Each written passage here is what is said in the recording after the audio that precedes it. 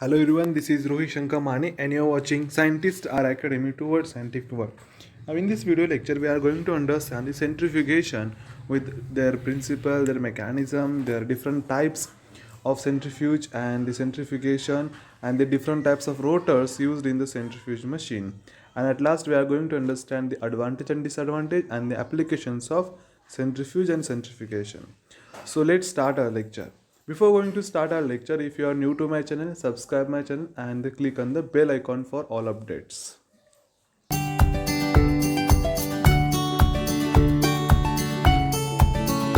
So in this lecture, we are going to understand first basic principle, then types, then application, then operations, and the different types of rotors used in the centrifuge machine. So let's start with the definition. Now see, the biological centrifugation is a process that uses centrifugal force to separate and to purify a mixture of biological particles in a liquid medium. Different particles are separated based on their size, shape, density, viscosity of the medium. Now see, the centrifuge is a simple device, a simple machine which is used to separate the different types of particles, which is based on their size, shape, density and viscosity of the medium. And here most importantly centrifugal force is used. Now it is the key technique for the isolating and analyzing the cells, subcellular fractions, supermolecular complexes and isolated macromolecules such as proteins and nucleic acids. First time the analytical centrifuge was developed by the Swedberg in 1920. Now he is the Swedberg who developed the ultracentrifuge in 1920. Now see, the in the centrifuge different types of gradient materials are used such as sucrose, silica gel, glycerol, calcium chloride, acetate, folic acid, then the sorbitol, polyethylene, etc. What is the principle? Now see, the basic principle of centrifugation is the centrifugal force. Okay. The basic physics on which the centrifuge works is the gravity and the generation of centrifugal force to sediment different types of fractions. Now see, the what I told you, the gravity and the generation of centrifugal force is the most important part of the centrifugation process. Rate of sedimentation totally depends on the applied centrifugal field, that is G, being directed radially outwards. G depends on the angular velocity and the radial distance. Now here we can easily observe that is the principle, that is the G, capital G is equals to omega square R. That is, capital G is nothing but a centrifugal field and omega is nothing but the angular velocity and R is equal to radial distance. Then we can calculate the centrifugal field. Now here we can see in this figure that is the plasma and the buff coat leukocytes and the erythrocytes. Now this is the figure where we can observe the separation of a different type of particle. Now see, here is automatic armored casing, and when we keep our sample in centrifuge machine, then our sample will be like this, that is the with some different types of mixtures, and after the centrifugation process we will get such type of solution where we can easily see the supernatant and the pellet. Now rate of sedimentation is totally depends on the different factors other than the CF, that is centrifugal force, that is the mass of particle, density and the volume, density of the medium, shape of the particle and the friction. Now here see, we can easily understand the rate of sedimentation by this example. Now see here the weight and the material. Iron we have 100 kg, stone we have 30 kg, iron 10 kg, then here stone 10 kg, cotton 8 and iron like this different types of weight materials we have. And when we when we do the centrifugation in the centrifuge machine, then we can get here, see, the heavy material will go down and somewhat heavy material, that is 30 and 10 kg, will come in the middle, and whatever the very less weight material is there, that will come on the top. So on the basis of sedimentation or on the basis of their weight, sedimentation will happen, which is called as the rate of sedimentation. Now sedimentation time totally depends on the size of the particle, density difference between the particle and the medium, radial difference from the axis of rotation to the liquid menses, and the radial distance from the axis of rotation to the bottom of the tube. Now there are different types of centrifuge machines. First one, small bench centrifuge, high speed centrifuge, and the ultra centrifuges. Now ultra centrifuge has two types, preparative and the analytical centrifuge. Let's see one by one. Now first, small microfuge or small centrifuge. Now here this centrifuge works with a speed around 8,000 to 13,000 rpm, and the RCF is the 10,000 G, that is gravitational pull, for rapid sedimentation of small volume, that is 1 to 2 minutes.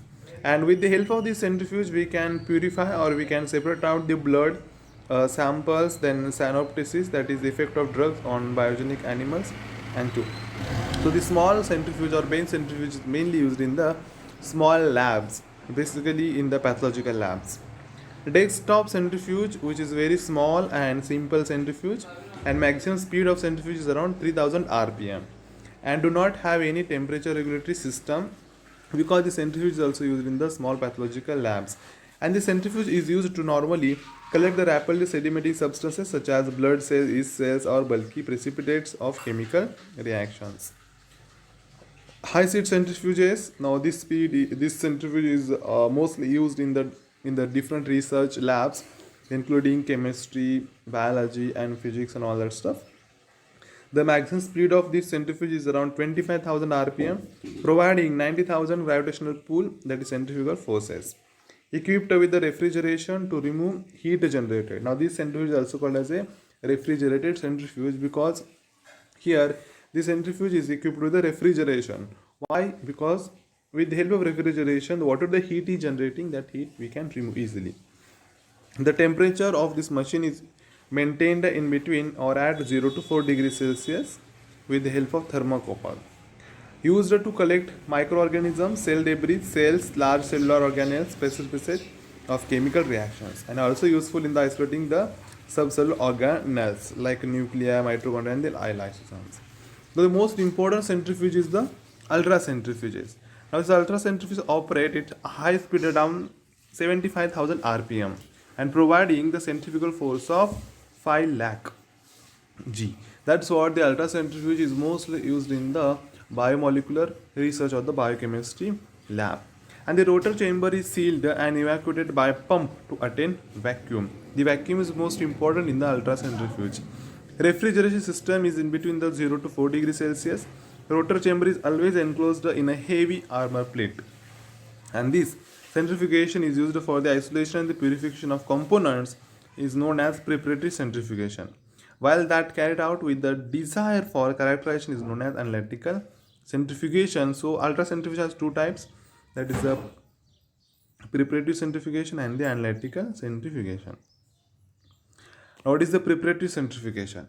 Now here is concerned with the actual isolation of biological material for subsequent biochemical investigations. Now preparatory centrifugation means what? Actual, here the isolation of biological material for subsequent biochemical investigations occurs. That's what this centrifugation is known as a preparatory centrifugation.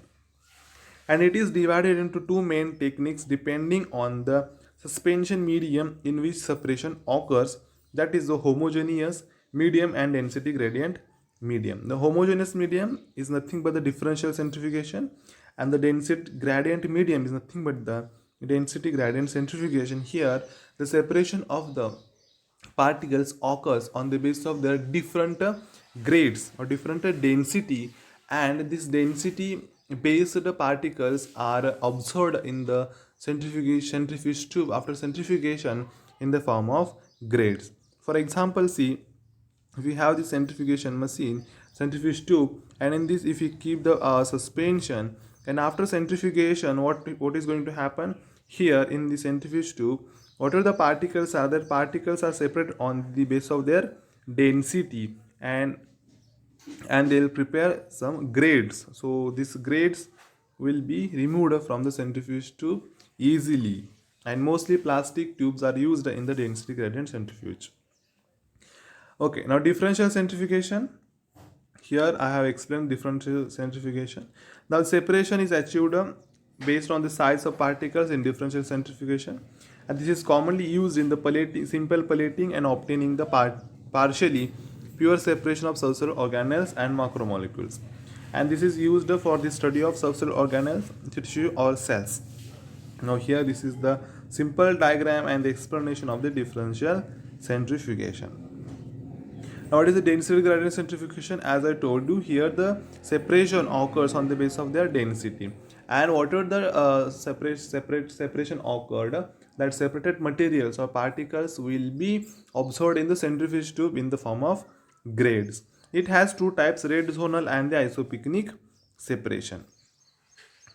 Now let's see what is red zonal and isopycnic centrifugation.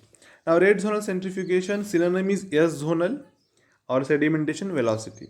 Isopycnic, it is density equilibrium and sedimentation equilibrium. Now what is the gradient used? For the red zonal, it is shallow, maximum gradient density less than least dense sedimenting species. Gradient continuous. Now here, which is a steep one, and the maximum gradient density greater than that of the most dense sedimenting species.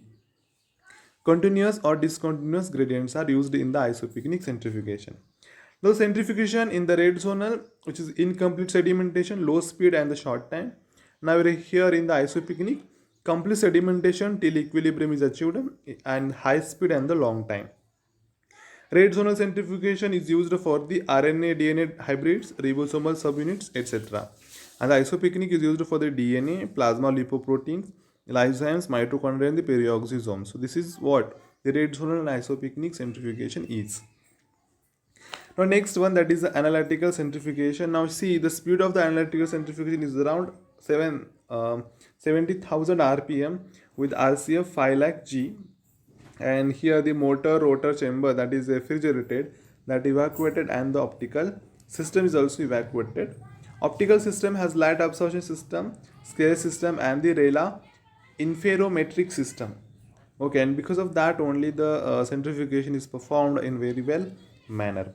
And two cells, analytical cell and counterpoise cells, are used in this system. Now see, the analytical centrifugation is mostly known for their purity of micromolecule, relative molecular mass of solute, and the change in the relative molecular mass of supermolecular complexes, conferential change of the proteins structured like etc. And it is also used to observe the light ligand binding study. Then different types of rotors are used in the centrifuge machine. Mainly three types of rotors are there: fixed angle rotors, this is fixed angle rotor, vertical tube rotor, and the swinging bucket rotors are used. Now these rotors we are going to see one by one. Now first one, that is the fixed angle rotors. Now here tubes are held at angle of 40 to the vertical. Now here we can see the tubes are vertical here. Particles move radially outwards, travel a short distance, useful for differential centrifugation. Reorientation of the tube occurs during acceleration and deceleration of the rotor. Now second is the vertical tube rotors. Now here it held vertical parallel to the axis. Particles move short distance, time of separation is shorter, and the disadvantage is pellet may fall back into solution at the end of centrifugation. The last one, that is the swinging bucket rotors, swing out to horizontal position when rotor accelerates. Longer distance of travel may allow better separation, such as in density gradient centrifugation. Easier to withdraw supernatant without disturbing pellet, normally used for density gradient centrifugation. Now, what are the applications of centrifugation or centrifuge machine? So in the clinical laboratory, centrifugation is used to remove cellular elements from blood, to provide cell-free plasma or serum for analysis, remove chemically precipitated protein from all analytical specimens, separate protein bound from free ligand in immunochemical and other assays, separation of the subcellular organelle, that is DNA and RNA, extract solutes in biological fluids from aqueous to organic solvents, and separate liquid components. So this is all about the centrifuge, their types and centrifugation, and the different rotors used in the centrifuge machine. If you have any question, you can comment and you can ask me question. Thanks a lot.